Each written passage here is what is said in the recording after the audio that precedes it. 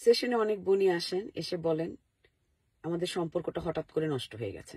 সম্পর্ক হঠাৎ করে নষ্ট হয় না।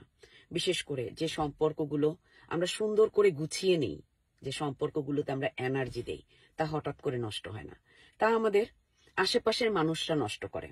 আমাদের দুজনের ভেতর একজন, আমরা আশেপাশের মানুষকে আমাদের সম্পর্কে টক্সিক এনভায়রনমেন্ট তৈরি করবার সুযোগ করে দেই।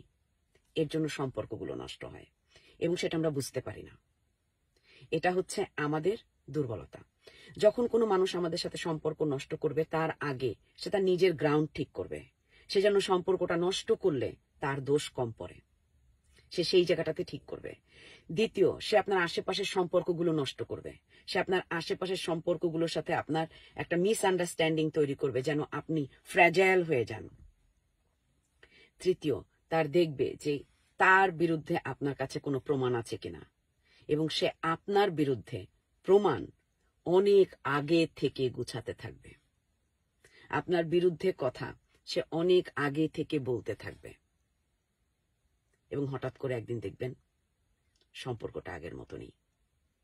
মানুষ সম্পর্ক নষ্ট করে প্ল্যান করে, আর মাঝে মাঝে সম্পর্ক নষ্ট হয়ে যায় তৃতীয় মানুষের প্ল্যানে, যখন আমরা হ্যাঁ বলি।